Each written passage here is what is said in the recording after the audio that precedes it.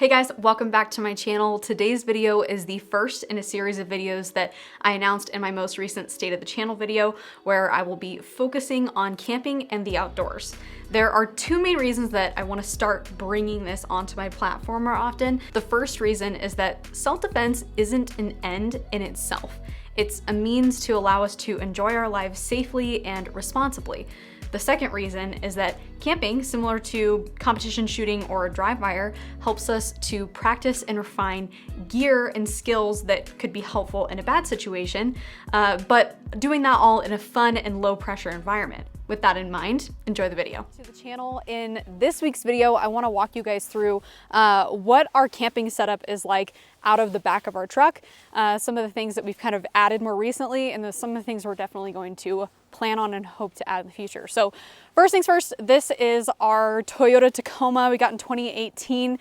This is the TRD off-road, which is helpful for this kind of environment. It's a 5-foot bed, and then we have a snug top on here, and the reason that we chose this snug top, this camper top, is because we'd really just heard that it had a reputation of being waterproof. And it was really important for us to have something that was waterproof, and we knew we were going to want to be camping out of it. We knew we were probably, especially at the time, we were going to be moving to different states. And so we wanted to be able to move our belongings in the back of this, not have to worry about water issues. I'm gonna put my puppy in the back here so that I don't have to worry about her. Here. Hopefully the puppy will stay while we kind of talk through some of these things. So this is a tent that we got just off of Amazon. I'm not really sure what the brand is. I'll link it down in the description. We've been using this for the last couple of years while we've been camping out of the back of this 5-foot bed, and it has been extremely helpful. We've been rained on, and we've not really had any issues of water coming in or anything like that. And the nice thing about this tent versus some of the other tents that I've looked at that you put on the back of your truck is that it interacts really nicely with the door on our camper. And so we actually have not headspace, because there's no headspace up in here right now, but we have more space off the back of the truck, and that's been really nice for sleeping with the puppy because she can be down at our feet, and then we have plenty of space up inside the truck bed. So for the truck bed itself, recently we picked up a BAM bed system. There's a couple of pros and cons to this. We've only used it this one time, but I've really done a lot of research on different options for the back of the truck, especially this last couple of months. And I kind of narrowed it down to the decked system or the BAM bed system. The BAM bed system is just wood that's been cut to fit this specific bed. And then it protrudes off the back. So we actually have more like 6 feet of space versus 5 feet. That part's really nice. But you would think that maybe it would be a little less expensive because you're not getting a built-in system like you would with the deck system. But they're really for different contexts. So the BAM bed system is an easy in and out. So if you need the use of your truck bed during your week, your weekday, your weekdays, then you can take the entire BAM bed system out, and your truck bed continues to be a normal truck bed during, your normal work days. And then on the weekends, it can completely convert into something like this. Whereas with the decked system, it just exists in your truck bed. I'm not sure if the new one, if you still have to drill into your truck bed, but you have to drill into your truck bed. You're making permanent modifications to the back of your truck. So there's pros and cons with both of them. I could see us eventually doing a decked system, just because I see a lot of utility in having a drawer system, a drawer system that pretty much houses all of the things that we need when we're out camping, emergency equipment, and I'll talk about some things that we want to add. I see a lot of utility in having a permanent drawer system in here. There's one more drawer system that I looked into, and that was the Dirtbox Overland. That one is quite a bit more expensive. You're looking at like another $1,000 investing into a drawer system. But from what I could gather from just looking at it online, reading through some of the features online, it seems like the Dirtbox Overland system is a more sturdy system. Based off of what I could just tell, it's a new system, so there's not very much information out there online. I haven't really seen any reviews or even video walkthroughs of how it works. But just from the images itself, it looks like you can actually access the drawers while you're inside the truck bed. And obviously for this kind of situation where you're sleeping on top of it, that's okay, whatever, it doesn't really matter. You're gonna have to get out anyways. But one of the things that I've seriously considered adding to this truck bed is removing the snug top altogether and putting a new camper topper on there that has a built-in, basically rooftop tent. So you open the rooftop tent up and you can actually stand up in your truck bed. Ah! Savannah, down. Yes. You can actually stand up in the truck bed. So, I mean, that's really nice for a lot of reasons. You can change in there. You know, you don't have to get out to do things. But that's one of the benefits I could see of the Dirtbox Overland drawer system. It's heavier than any of the others I've looked at, but that's something that I could see being really interesting. That's later down the road stuff. Let's get back to what we're using here now. So we have the band bed system, and then I actually reached out to Hest and asked if they would be willing to send me some mattresses. I looked into a couple of different kind of sleeping systems, and that was kind of the weakest link in our camping setup until now, was kind of our sleeping situation. We had just bought like a maybe like $100 twin size foam mattress, not really mattress. It was very uncomfortable. It worked for what we needed it to, for the budget we were working in at the time, but this is a huge upgrade for a couple of reasons. One, it's an overall more comfortable situation. It's easy to roll up and store, at least in comparison to what we were using before. And when I get into talking about this quilt, another piece that I really like is, I'll just get right into this quilt. So this is an Aeronat hover quilt, queen size. We decided to go with a quilt because basically we just didn't want to be constricted inside of a sleeping bag when we really don't have to be. And so I looked into a couple of different quilts. I looked into Thermarest. We actually tried a Thermarest, Aeronat, and then I also looked at Hest's quilt as well. And one of the things that I really liked about this, there's a couple of things are why I chose the Aeronat.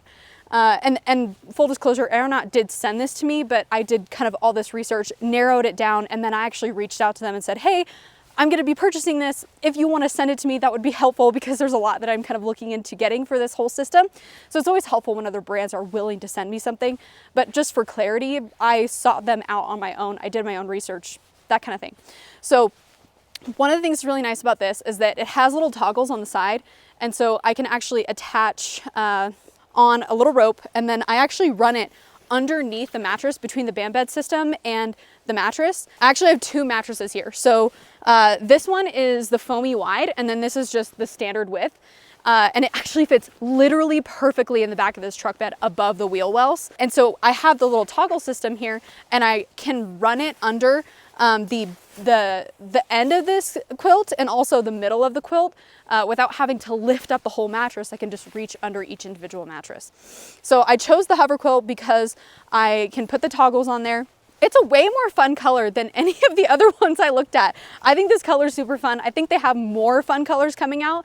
And basically what I kind of learned was that they all pretty much function the same. They will all reliably keep you warm. And so for me, it was just kind of deciding between the other features, and the fact that I could get this in a super fun color, and the fact that I could have the toggles to keep my husband from hogging the covers at night. And also that this is actually a really small company. I believe that this is just a husband and wife. They might have some employees, but it's a small company. And I think it's awesome to be able to support small companies. Not that big companies are not great too, but being able to support small companies is really great. So that's why I went with the Aeronat. We slept with a whoopee over the top of it last night because this girl is messy and dirty and she's been all up in the mud, and so I wanted to have something on top of us.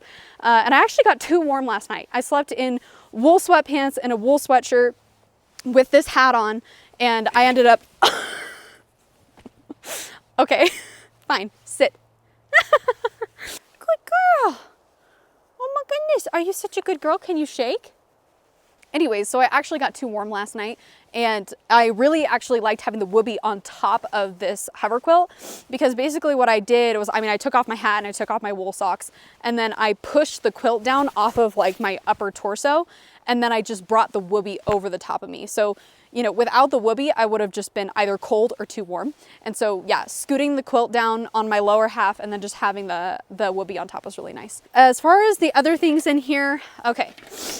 So this is our home defense rifle. It is also our campsite defense rifle. And I really appreciated having this around when we're in environments like this.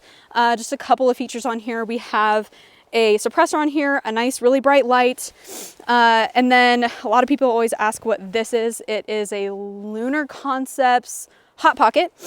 And that's really all I need to walk you through here. We have some good defensive ammo in here. We don't really have a great way to store this in here, so we do just leave it unchambered right now with the safety on. and then just kind of store it next to the mattress with us in the back of the truck. I would like to find a good way to kind of mount it to either the side of the camper on the interior or on top of it so that it's not actually in our sleeping space. But for right now, it's just sleeping right next to us in the back of the truck. And the last thing I really have to mention here is that now that we've added the band bed system, it is a pain to get up into the back of this truck. So I want to get some kind of step stool so it's easier for me to get in here. And then I'll just hop up in here so you can see what this space is like. So this is the back of the truck. With the band bed system in here now, we don't have very much headspace. And I don't know how sustainable that's going to be for the long term. But for right now, it's going to work just fine.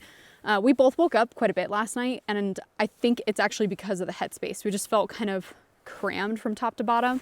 We woke up quite a bit, but we were definitely super comfortable. We didn't wake up because we were uncomfortable or anything like that. Okay, I'm going to bring you guys over to our kitchen area. We made a couple of changes over here for this camping trip. So before we had a stove that was a stove and an oven, and although that was fun and well and good, it didn't work very well, especially at higher altitudes, and it was just too big. It was too big for the type of camping we're doing. It took up too much space in the back of our truck and made us, try to have to leave things at home that we didn't want to leave at home. So we decided to ditch that. And this actually is twice as powerful. And we have only used it this one time, but everything has heated up so much faster than our previous Camp Chef stove and oven heated up. So this was a very worthwhile investment for us. I think we actually got a good deal on it by getting it used like new on Amazon. And then this is our coffee setup. We actually use this every single day for probably 2.5 years, and now we have an actual espresso maker at home. And so this has graduated to be our camping and travel coffee situation. So this is a Wakako Pico Presso, and it actually pulls amazing shots with crema and everything. I'm a coffee nerd, and this is wonderful to have while we're camping. So the Pico Presso, and then this is the Wakako grinder. Just really intuitive. I don't even bother to bring something to weigh the beans with. I just fill this top piece up to the line with beans, and then usually I have the grind pre-figured out, and so we can just do hand grind with it. And then I go ahead and make coffee with the Wakako and heat our water on the new Camp Chef and have an amazing Americano while we're camping. That's pretty much it. We have a camping box here that we just kind of keep general necessities like toilet paper. We have some medical supplies in here as well, a tarp, stuff like that. All of our kitchen stuff just lives in here. We grab it and go whenever we want to go camping. Savannah, here, she found a deer foot an hour ago, and she keeps going back over to it and trying to eat this and it's not even a deer foot, it's a whole deer leg. Here. Okay.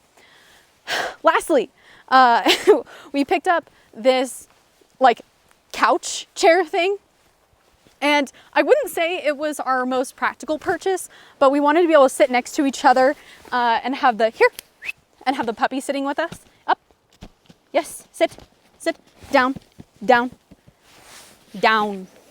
yes, good girl. I'll just read a couple of things that we know we want to add. And then I'll get you guys on your way. This is a long video for me. So we want to get MaxTrax for the truck. We didn't have any issues getting stuck. The off-road capabilities on this truck are just fine for the type of camping that we're doing.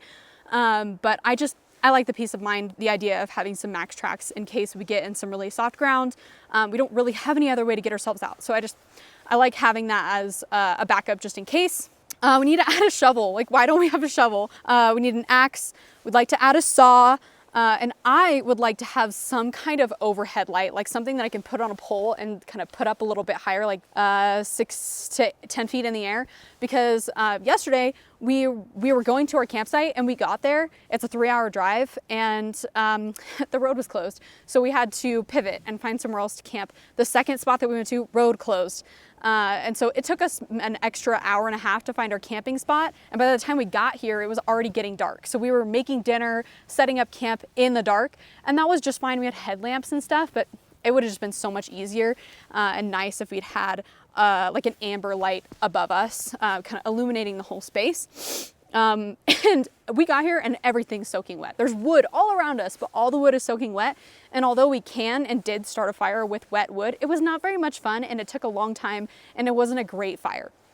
So going forward, I think we're going to be bringing wood with us, even though we're in the forest, so long as the wood is going to be likely to be wet. And I also decided that I need to get some stuff specifically for her. Really, that's just impolite. We're on camera. Like, come on. I want to get some stuff specifically for her because we get here and she's amazing off leash. Like, she comes back pretty much every time I ask her to. She's a really good girl, but she will go far away.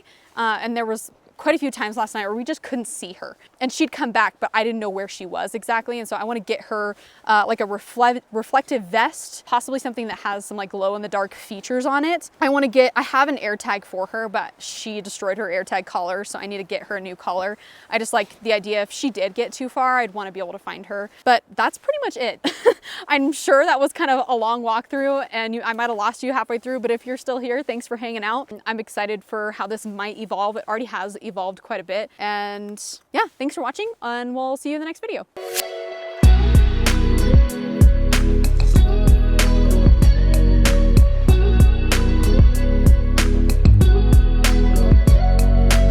What are you doing? You're really going to town on that bush, aren't you? Having a fight over there.